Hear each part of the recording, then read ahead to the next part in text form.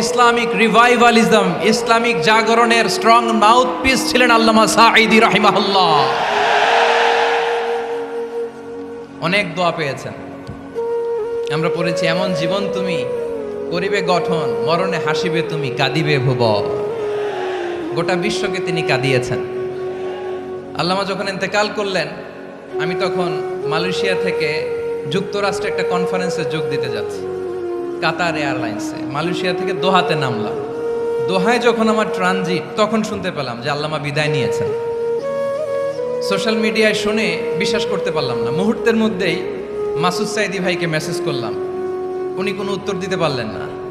মাসুদ ভাইয়ের সাথে যখন কোলাকুলি করি, আমাদের শামীম ভাইয়ের সাথে যখন কোলাকুলি করি, মনে হচ্ছে আল্লামা সাঈদীর ঘ্রাণ পাই। শরীরটা লিটারালি কাঁপছিল, নিজেকে মানাতে পারছিলাম না, বিশ্বাস করতে পারছিলাম যে আসলে আল্লামা বিদায় নিয়েছেন।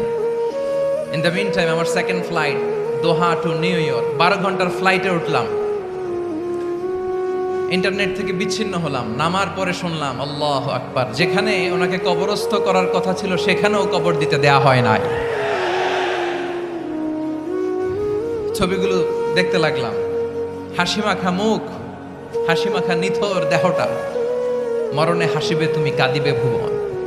From east to west, from north to south, the entire globe, গোটা বিশ্ব ওনার জন্য কেঁদেছে। গোটা বিশ্ব কেঁদেছে, কাবার গিলাফ ধরে ধরে মানুষ চিৎকার করেছে। এর চেয়ে শ্রেষ্ঠ মৃত্যুকার হতে পারে?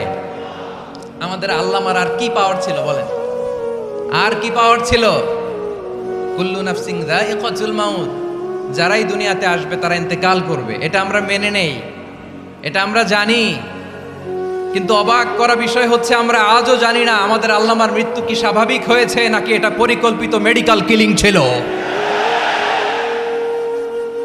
এটা যে পরিকল্পিত মেডিকেল কিলিং ছিল, এটা ধারণা করার পেছনে অনেক কারণ আছে।